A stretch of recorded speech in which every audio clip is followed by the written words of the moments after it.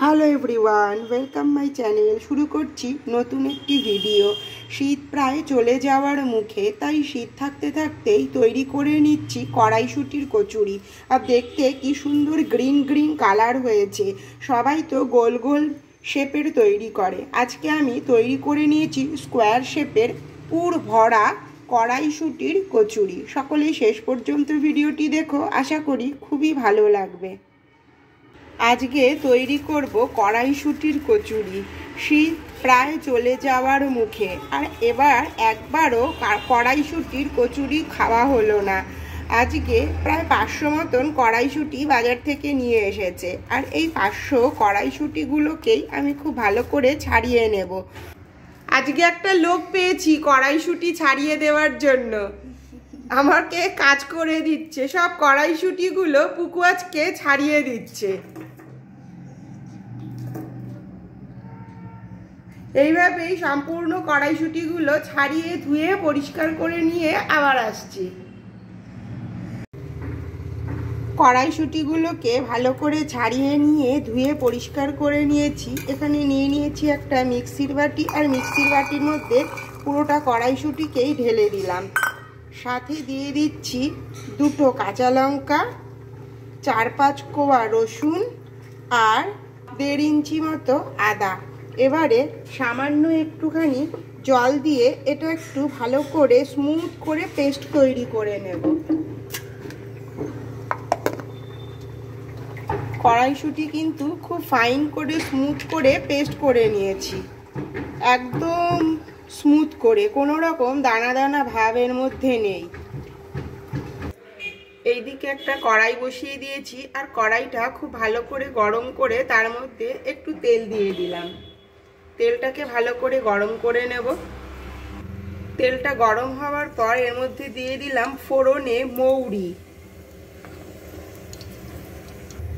সাথে দিয়ে দিচ্ছি 1 চিমটে হিং।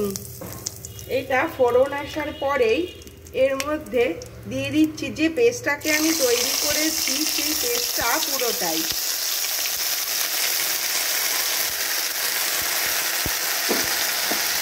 খুব ভালো করে নাড়াচাড়া করে একদম শুকনো করে নেব। এর মধ্যে দিয়ে দিচ্ছি স্বাদ অনুযায়ী নুন, খুব সামান্য একটুখানি হলুদ গুঁড়ো, খুবই সামান্য দিয়ে নাড়াচাড়া করে পুরোটাই একদম শুকনো করে নেব। এই পুরটাকে নেড়ে নেড়ে পুরো কিন্তু শুকিয়ে ফেলেছি। এবারে এই রকম অবস্থায় এটাকে কড়াই থেকে নামিয়ে নেব। আর নামিয়ে এদিকে পুরটা নামিয়ে নিয়েছি, আর পুরটাকে একদম ঠান্ডা করে নেব। আর অন্যদিকে নিয়ে নিয়েছি একটা পাত্র। এবার এই পাত্রের মধ্যে নিয়ে নিচ্ছি বেশ কিছুটা ময়দা, তার সঙ্গে দিয়ে দেব ময়দার অর্ধেক আটা। কড়াইশুঁটির কচুরিটা তৈরি হবে কিন্তু আটা আর ময়দা দিয়ে, শুধু ময়দা দিয়ে তৈরি করব না, আটা দিলে অনেক বেশি ফুলবে। এখানে দিয়ে দিচ্ছি স্বাদ অনুযায়ী নুন, সাদা তেল ময়াম দেওয়ার জন্য, সাথে দিয়ে দিচ্ছি 1 চামচ মতো চিনি। এবারে খুব ভালো করে হাত দিয়ে দিয়ে মিশিয়ে নেব, একটু ভালো করে ময়াম দিয়ে নেব।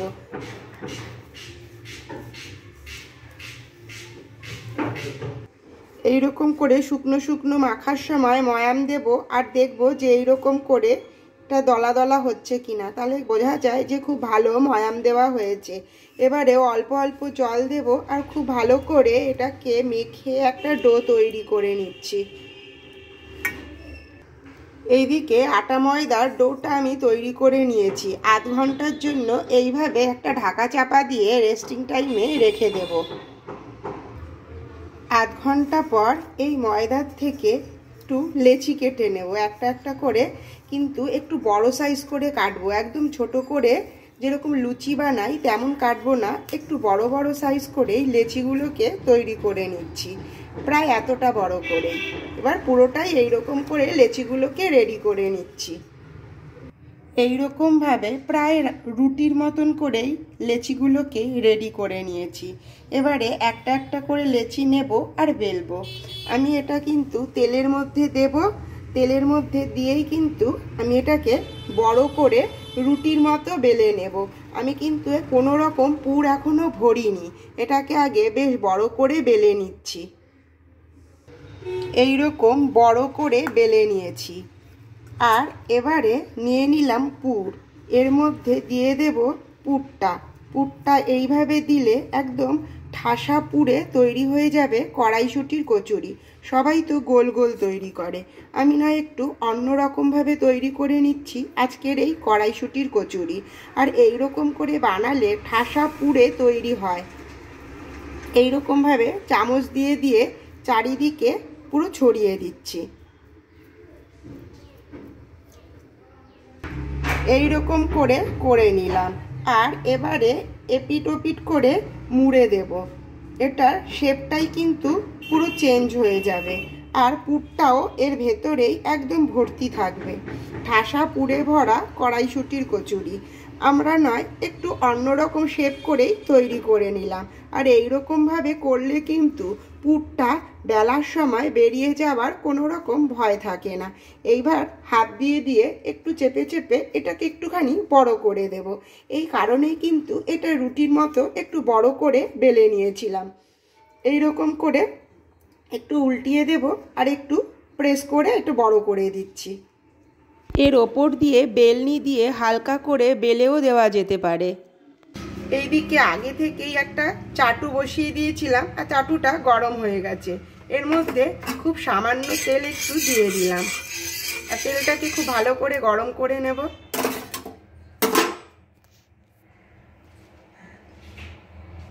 তেল গরম হওয়ার পরেই এর মধ্যে কচুরিটা দিয়ে দিলাম, দিয়ে উল্টে পাল্টে ভেজে নেব।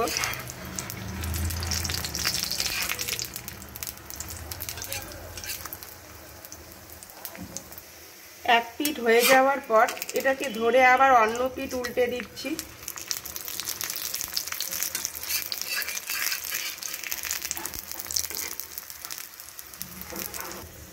এই রকম করে একটু কড়া করে পিঠ ও পিঠ ভেজে এটাকে কিন্তু নামিয়ে নেব। আর এইভাবেই কিন্তু বাকিগুলোকেও রেডি করে নেব। এটা চাপলে কিন্তু ফুলেও যাচ্ছে। এবার এটাকে নামিয়ে নিচ্ছি। ঠিক একই রকম করে আরও একটা তৈরি করে দেখাচ্ছি। আগে বড় করে বেলে নিচ্ছি। এটাও অনেকটাই বড় করে নিলাম আর চামচ দিয়ে দিয়ে পুরটা ঠিক মাঝখানে স্কোয়ার করে ছড়িয়ে দেব।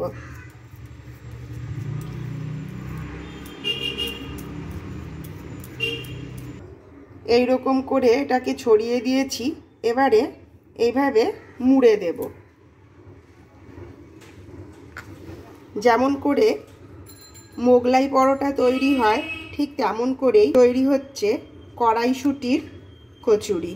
এই রকম করে আমি কিন্তু হালকা করে একটু প্রেস করে বেলেও দিতে পারি।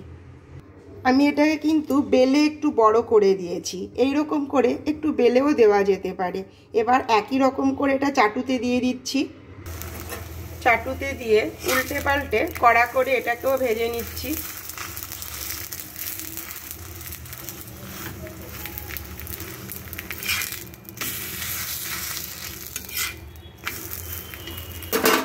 এর মধ্যে একটু তেল দিয়ে দিই।